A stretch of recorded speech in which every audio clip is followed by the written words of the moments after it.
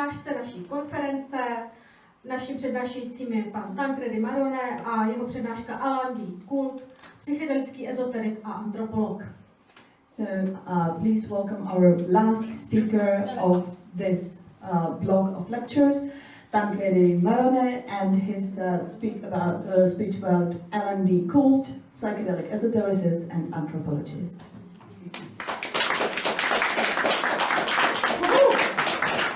I got the light in my eye there.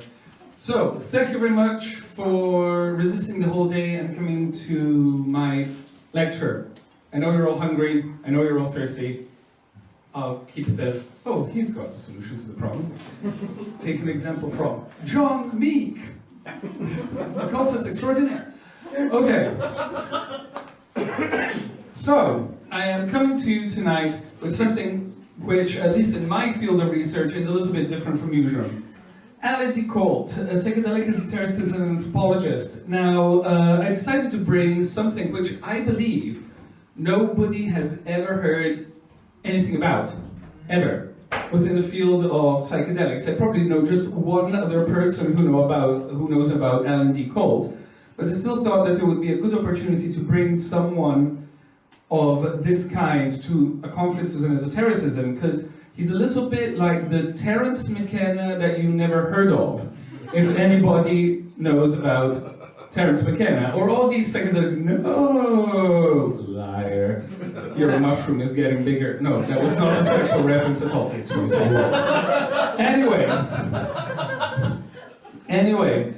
how did I discover Allan Couldt? Because this was actually quite nice as well. It was a little bit of a consequence of my wanting to launch the field of psychedelic anthropology, thinking like, oh my god, I discovered this anthropology, totally, nobody knows anything about psychedelic anthropology. So I actually put the words psychedelic anthropology in Google, and this man turns out. I thought, damn it, my dreams are ruined. Anyway, so I thought, okay, this is a really, really weird dude, nobody knows about him. So I thought, and there's only one book that I could effectively find, and it's actually called Psychedelic Anthropology, and the subtitle is something in the order of a self-exploration of the humans through the mind and the use of psychedelics. I thought, this is such a weird thing. He was absolutely not part of this revolutionary wave of the 60s, because he is effectively a contemporary of Terence McKenna. No, actually, he's a contemporary of Timothy Leary and Rupert Albert and all that crowd of Mary Seekers. Ah, fantastic. Okay, so as I said, he's essentially at Berkeley University during the period of the 60s, and essentially the ideas when you open his book are very much similar to those of, or a natural evolution of what Aldous Huxley, William Burroughs, and what eventually Terence McKenna would do. He was effectively a revolutionary, had a really, really bad time with the academic environment, because he effectively wanted to propose psychedelics as a legitimate means, or as a legitimate anthropological tool for self-observation. If you probably heard about Aldous Huxley's stories, he was one of the first proponents for LSD and mescaline as a legitimate tool for introspection. And but at the same time, he was also a proponent of, let's not spread it too fast, because ultimately we still need to understand how this effective technique works. Back then in the 50s, when he was around and he was writing books such as Brave New World and The Doors of Perception, which you're probably very familiar with as well, he still had this idea of, yes, certainly these psychedelic substances are a means to access the antipodes of the mind, to understand effectively what Plato would have considered to be the world of ideas, and what I consider today could be a solution to the problem of disenchantment in the Western or westernized world, but that will be a topic that I will reach later on.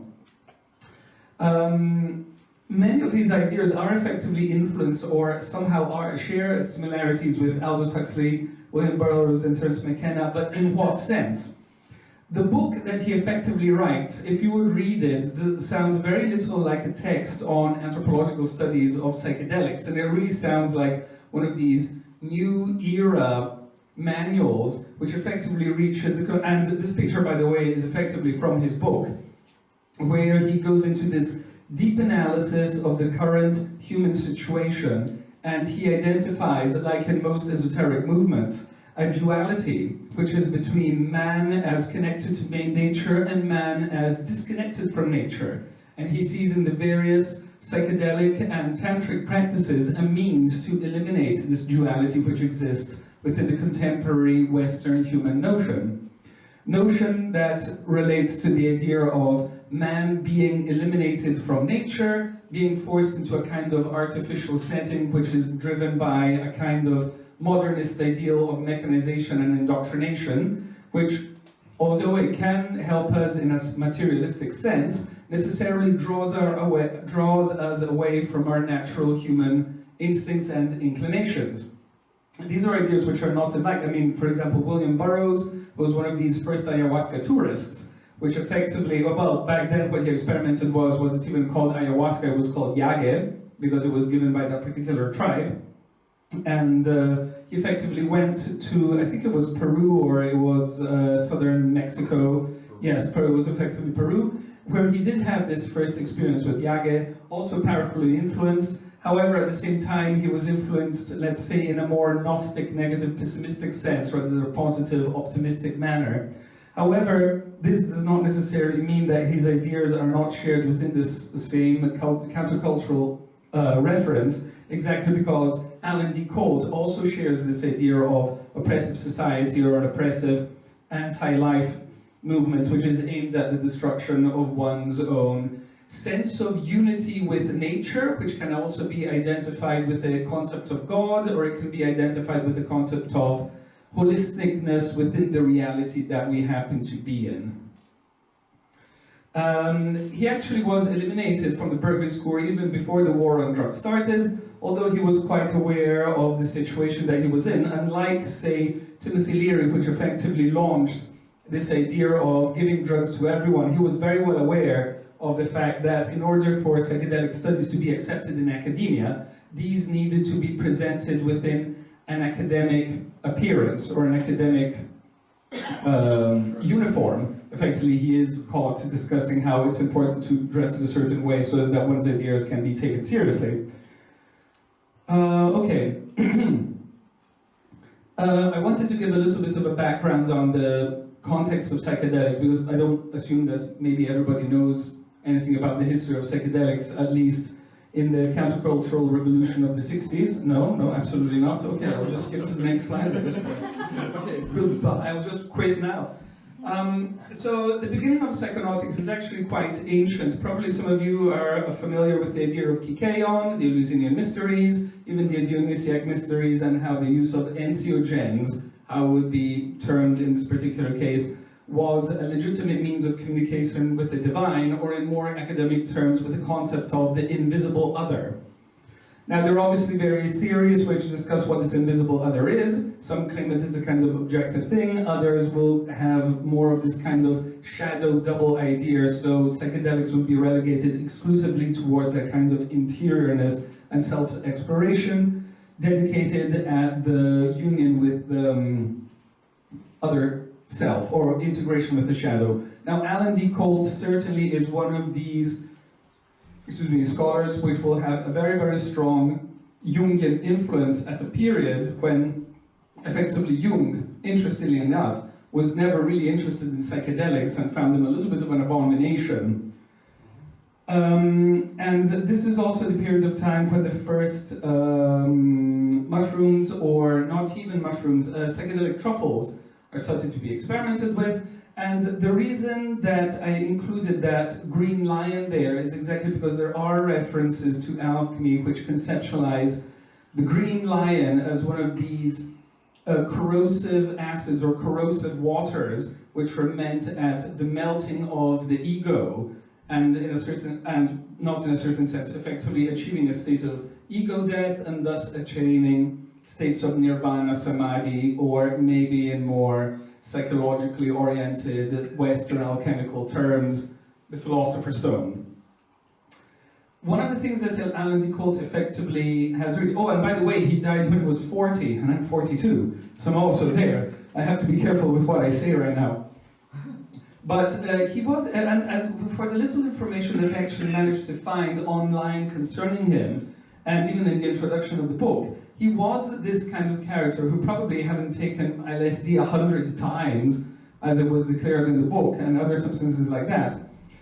He had effectively attained a certain kind of level of guru status or detachment from reality, which was sufficiently important for other people or sufficiently enchanting for other people to effectively follow him. Down. Okay. I also wanted to do a little excursus on why psychedelics are important in today's esotericism. From the tradition of the 90s and Terence McKenna, the use of psychedelics has emerged. In 2006, Peter Griffith writes this paper which explains in detail how psychedelic mushrooms can elicit mystical experiences, which can be and should be effectively taken seriously on both a cultural level and a neurological, pharmacological level.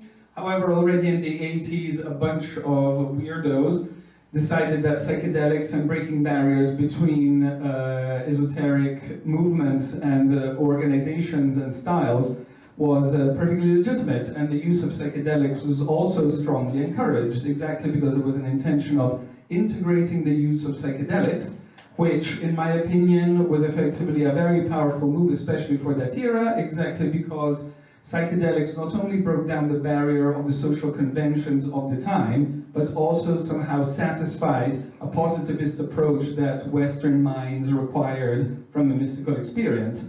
Thus, the importance of the use of psychedelics was that it could be repeatable, it could be shared by other people, and it was a very, very strong, intense experience, which, yes, it can be controlled by an opposing mind, however, it can also be strong enough to break through barriers of conception and effectively push people who are, say, contrary to opposed to mystical experiences, and transform into, very broadly said, somewhat believers, or this could actually bypass certain kinds of ideas or misconceptions. I always get the wrong button. Okay, nice. So the idea of psychedelic anthropology is one of his ontological concepts, which goes a little bit deeper in what I meant before. His book effectively is not really a work on anthropology, but it's more of a kind of giant self-realization derived from the results of what he experienced through various psychedelic means.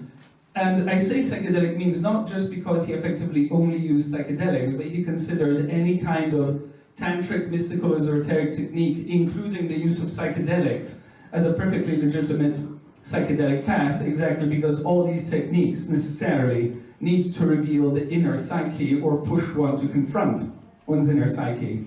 The various topics that he goes into are a progression of ideas that range from, interestingly enough, the use and the purpose of language, and how language can be used to construct one's reality and manipulate other people's reality.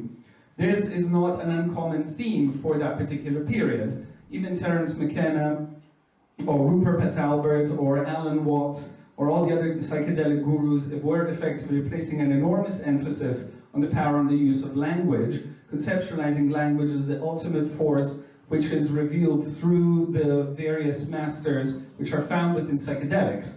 So, in DMT, machine elves, and the spirit of the mushroom when we're taking mushrooms, all seem to point towards the idea that if you understand the special language which is hidden behind reality, you are able to control reality. Obviously a very shamanic and somewhat tantric or pop-tantric perception of the situation. However, very interesting for me because it's an idea shared by multiple psychedelic gurus, well, American psychedelic gurus, or at least Western psychedelic gurus within this particular framework. He goes into depth exactly, but well, the idea is always that psychedelics revealed how we are trapped, how we are locked in this kind of matrix, and matrix is this key word which is actually quite popular and sexy right now. I'm going to use it pretty much just to give the idea. They reveal how we're locked in this kind of matrix and how one can effectively liberate oneself from this kind of matrix. And he goes into underlying what the points of this kind of matrix are. His ideas are fundamentally quite pessimistic and based on a duality which is structured by an incorrect use of language or by an obsession derived from a certain kind of language, which is not the language that we effectively use, but it's a language imposed on us. So we can already see that there are plenty of colonialist and probably somewhat underlying capitalist conspiracy theorist ideas which influence, or which certainly influence his perspective of reality. The things that he effectively says is that both psychedelics and tantric techniques are aimed at eliminating this sense of duality, a sense of duality which is not even necessarily stable, but changes based on the various cultures that we have on the planet. And if you would like to think about esoteric organizations, multiple esoteric organizations, at least when they start with their philosophies, effectively establish what the polarity or what the duality of their ontology is. So if you get the illuminates of Thanatos and Eros would be the two polarities. If we talk about Austin Osman Spare, and he would have his Zos Kia Cultus, Zos and Kia would be the two polarities. Zos being man, and Kia being the ultimate concept of chaos. Here he goes a little bit more into this tantric approach because he essentially says that psychedelics confirmed what the tantric texts already knew. So ultimately techniques such as pranayama or nadi shodhana were aimed effectively at the sealing of the two Ida and Pingala passages, so as that Kundalini energy would rise just within the trunk, and the moment that Kundalini rises within the main Sushumna channel, then the concept of duality is completely eliminated. And once the concept of duality is completely eliminated, then one is in an original state of being in full contact with nature. Psychedelics were essentially a means that revealed this to him and allowed him to perceive this absence of duality which can be obtained with tantric techniques. I never get the right button. Okay, sorry. Yes, Allan Couldt died on April 24, 1970. This is a little bit of academic information that you can take photographs on in case you want to go and do some research on him yourself. As I said, he was disillusioned with the establishment of universities. Why is this? Because effectively, with his obsession with the pursuit of languages, he would just see in academia a trap, and effectively a means of containing knowledge within a specific framework, which is not a framework useful for humans or society, but something which is just useful for a kind of knowledge control establishment system. He is actually very, very strong, as was common in that period, in the idea of language is effectively used to control the masses. We are not allowed to express ourselves as we feel like it. Our instincts are repressed. We are not in a state of Eden as animals used to be before the fall from heaven. And he uses very, very interesting metaphors, such as he reinterprets the Passion of Christ as a metaphor, as the ultimate metaphor that we somehow live every day. We are not allowed to enjoy pleasures unless we have suffered beforehand, because the moment we enjoy something, we necessarily also imply the pain of not having it. But this is only a kind of illusion, because it's something dictated by our own Judeo-Christian system of thinking, independently of how much our knowledge consciousness can expand.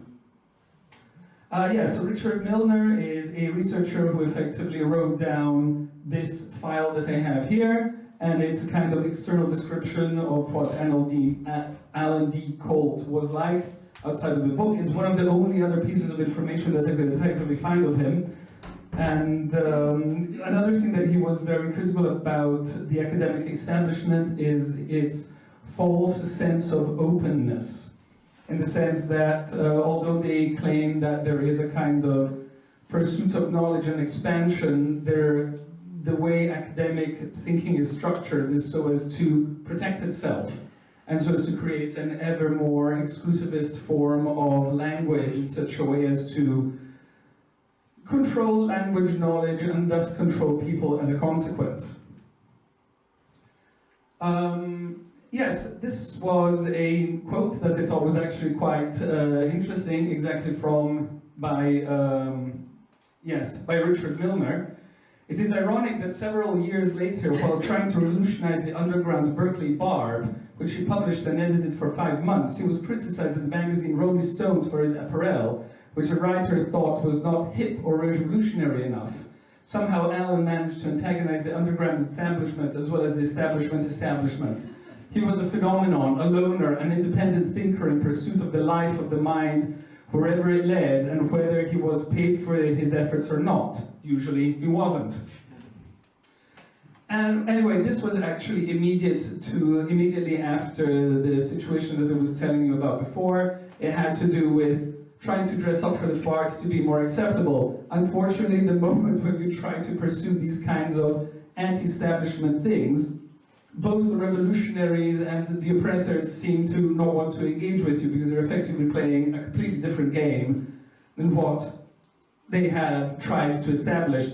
It was a little bit of a way to show that he didn't necessarily follow any particular faction, but he was essentially critical of any kind of establishment. And both revolutionaries and, let's say, enforcers are both establishments, and somehow we would also say today are memes of some description. And in private, he was often a delight, as his brilliant sense of humor satirized everything and everyone, including himself. One of his favorite self-parodies was the role of the mad genius. He would muss up his hair and speak in a fantastic Russian accent before the sexual therapy he proposed to give to lady patients. Believe me, lady, this won't hurt 53, I don't know why 53 is this, I was a page, this won't hurt a bit. This is all for the therapy, believe me, I wouldn't feel a thing. While laughing at this routine, it struck me that Allan really was feared as some kind of sexual drug-taking Jewish mad genius. And he knew it. His joke was really his insight into the paranoia of his colleagues. These were various kinds of experimentations that he would carry on. I mean, the book continues for pages and pages and pages and chapters of this kind of revolutionary anti-establishment kind of thinking. But other things that he didn't necessarily go into specifically was that, just as in the tantric traditions, he would also go into the oppression of sexuality that modern human man goes through. If you would effectively read it with a more idealistically inclined mind, you would see how his thoughts are effectively very, very seductive. Ultimately, this idea of erotic suppression of the self or the suppression of one's erotic functions through societal norms which tell you you have to be in a certain way in one way or another, and you're only allowed to behave or express your own sexuality in a certain way in one way or another or in a certain place, is effectively very, very close to our world. However, he is also one of these possibly mad geniuses, and certainly not unlike other people that we have effectively met up till now. His psychedelic anthropology was pretty much dedicated mostly to the exploration of the self before starting to explore other people and other cultures. Somehow, in a more Christian attempt, or in a more Thomas Aquinas attempt, it was a bit of trying to say, don't judge others before you've effectively judged yourself long enough. Ideas quite controversial. He would not have been necessarily considered very liberal today for some specific reasons, because he was a pessimist of liberalism, although he was a liberal himself. He was very, very cautionary about mixing different cultures, probably at the speed that we have today and the speed that they had back then, exactly because he was very aware of the fact that different ideas really take generations and generations and generations before they effectively can become part of any kind of homogeneous, functional, working society.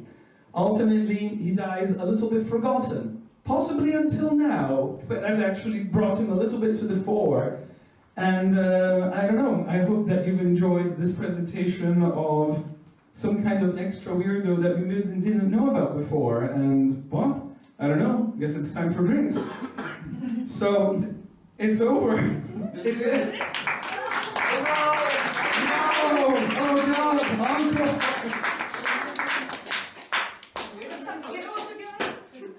I looked for photos, I cannot find anything. I cannot find anything. That's why I found him so weird. He's like, so mysterious, and it's like, no photographs, nothing. Do you have any questions? Yes. Okay, John. I don't even need a microphone. You need Okay. a microphone. I own this place. Now, Timothy Leary had one last publisher before he died, which was Christopher Hyatt and that whole new Falcon, Okay. where they took now chaos magic is on my, you know my background. Chaos magic's a bit on my periphery, and would you say this guy here influenced Christopher Hyatt and his whole idea of the toxic magician, altering his own reality, ultimately being pessimistic to break everything down to build it back up again? Well, I don't know of any direct connections, but this is not an unheard of narrative that I have seen. Ultimately, these ideas, and considering that chaos magic borrows extensively from Tantra and shamanism and tantric shamanism, I wouldn't be surprised if similar ideas were through it. But I would say that Allan D. Couldt would have gone a little bit in opposition to this kind of idea, exactly because this kind of idea of pain would have borrowed way more into the Judeo-Christian idea of you must suffer in order to get pleasure, whereas he's more like, you don't need to suffer. I mean, all these things are part of a different concept altogether. You can take mushrooms and do pranayama and then poof, you don't need to go through pain or anything. You'll just go directly to the place where you belong or your natural state. Yeah, okay, I'm going to be the linguistic troll. First of all, when you were reading the quotation, your accent was wrong. That was German English, not Russian English. Ah, thank you. I guess. Okay, yeah, and I my don't question is, do you know if Mr. Couldt was familiar with the works or with the work of Robert Gordon Wasson, the founder of ethnomycology? He was also experimenting with mushrooms. I don't know about this specifically, because in reality the book talks mostly about his own research and his own understanding. I mean, there are things that I am only now starting to remember and that I didn't mention before, is that he was familiar, for the example, with the works of Wilhelm Reich and the ideas of body armor. And he was very much in favor of this idea of trauma stored in the body. And he would also associate this kind of rigidity of the body and rigidity of human function exactly with this kind of repression which is induced by language. But no, I wouldn't know if he was like familiar with these ideas in particular. Exactly because there's very, very little research. I mean, I'm also reading the book because I'm trying to slowly extract where his ideas might have come from, but yes. Have you considered, regarding the lack of photos and any other biography of this guy, that he was perhaps a perfect practitioner of the Carlos Castaneda's teachings, like to remove, not having the history or past history, I don't know how it was called there in the teachings of Don Juan? Well, it might be. I mean, he does actually cite Don Juan and the teachings of Don Juan in his book. He is perfectly aware of the fact that the teachings of Carlos Castaneda are somewhat invented, but he's also understands that it doesn't really seem to matter at a certain point so long as it is functional. So if you want to say that he could be certainly a perfect practitioner of Carlos Castaneda's text, as much as he could be a perfect practitioner of pure postmodern chaos magic, or in a certain sense of pure shamanic tantrism, or even of pure shamanic shamanism. Siberian shamanism. Do we have any other questions, please? No. So thank you again. Thank you. Thank you very much. Thank you.